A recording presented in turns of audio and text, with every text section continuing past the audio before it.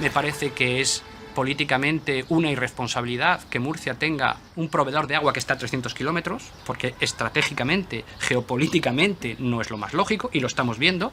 Todos los años hay tensiones, todos los años hay problemas, los regantes no duermen tranquilos, vendrá agua, no vendrá agua. La solución es la autosuficiencia hídrica. Francisco Turrión fue expedientado en noviembre de 2017 por realizar un estudio para Greenpeace titulado La trama del agua en la cuenca del Segura 10 años después. El tema del déficit hídrico del que se habla en la cuenca del Segura pues es un artificio contable, ¿no? Es un error numérico que en mi opinión se estableció pues para poder justificar el trasvase Tajo Segura y otros nuevos trasvases. Es decir, cuando en la cuenca del Segura se hacen los números de lo que llueve y lo que se evapotranspira, lo que se denomina recursos naturales, y eso se compara con las demandas, vemos que la cuenca del Segura no solo no es deficitaria, sino que tiene un superávit de 200 hectómetros cúbicos anuales. Lo que ha pasado es que en esos cálculos se ha omitido el factor agua subterránea, el flujo subterráneo que va al mar.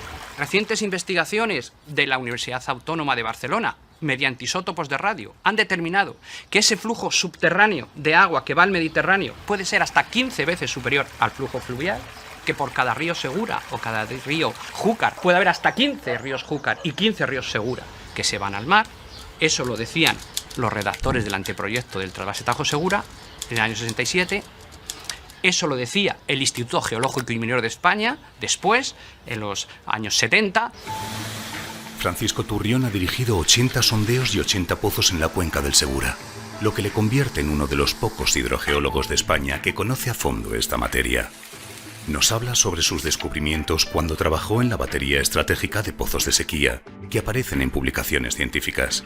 La batería estratégica de pozos de sequía se plantea justo cuando el gobierno de Zapatero deroga el trasvase del Ebro. Aquí había una tensión muy grande, había una sequía, la sequía 2005-2009, no había alternativas, las desaladoras no estaban construidas, y a mí se me propone en un momento determinado si yo dirigiría la perforación de pozos para ver las potencialidades de agua y suplir el riego de las acequias de aquí de la Huerta de Murcia. Cuando yo vi que haces un pozo de 400 metros de profundidad, atraviesas unas margas, tocas una caliza y el agua sube y sale sola a la calle y es agua de beber, cuando tú pones esos pozos y ves sacar 100 litros por segundo de agua cristalina en los pozos de la zona de Llín o aquí en Murcia, y tomas niveles constantemente durante 10 años y ves que no solo el acuífero no se vacía, sino que incluso algún pozo se hace surgente, cuando recapitulas aquella información del Instituto Geológico y Minero, como el Estudio Hidrogeológico de Cazorla-Ginjecla o Alto Júcar, Alto Segura, que ha sido sacado de la planificación,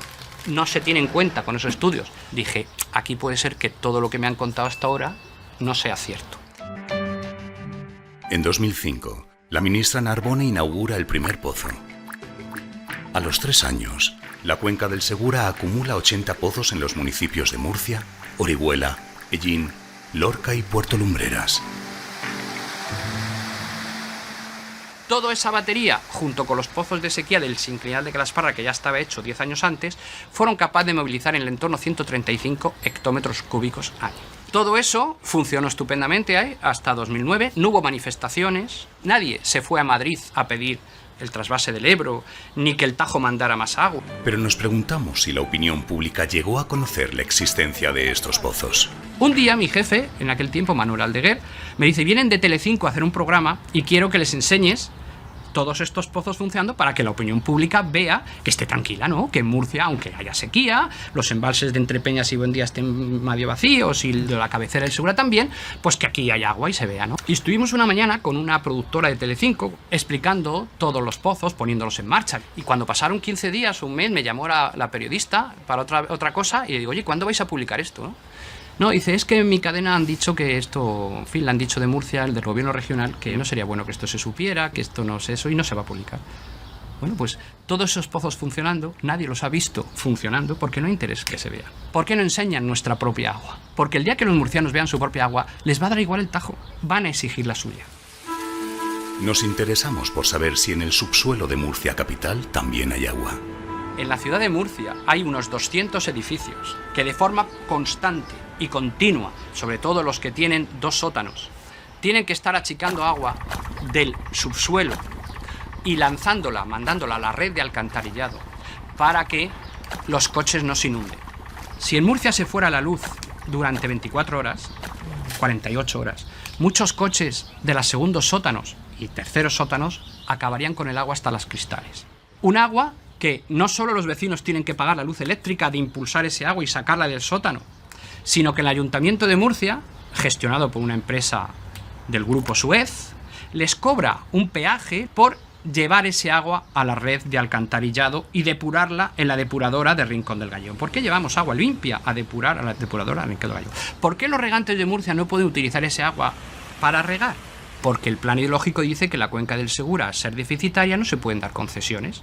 Es decir, te deshaces del agua, la tienes que tirar al alcantarillado, pero no puedes usarla. ¿Por qué en la península ibérica nos esconden el agua que no vemos, el agua subterránea? Porque en mi opinión hay varios intereses. Está el lobby del hormigón, que lo que pretende es convencernos de que hay que hacer más presas, más trasvases, más canales y más desaladoras porque no hay agua suficiente.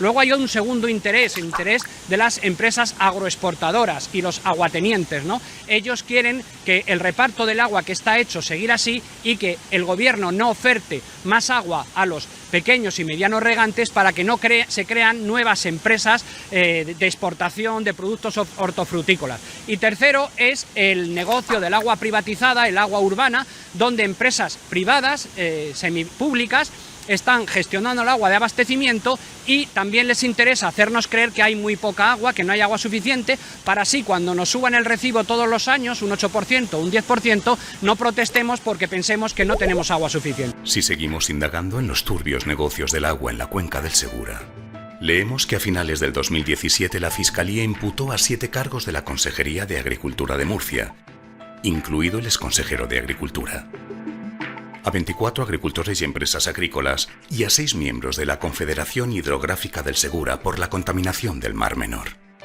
En abril de 2018, se imputan a altos cargos del gobierno regional por el pelotazo de 600 millones de euros con la desaladora de Escombreras en Cartagena. El caso Pokémon, que estaba en Galicia y otros puntos, opera también en Murcia.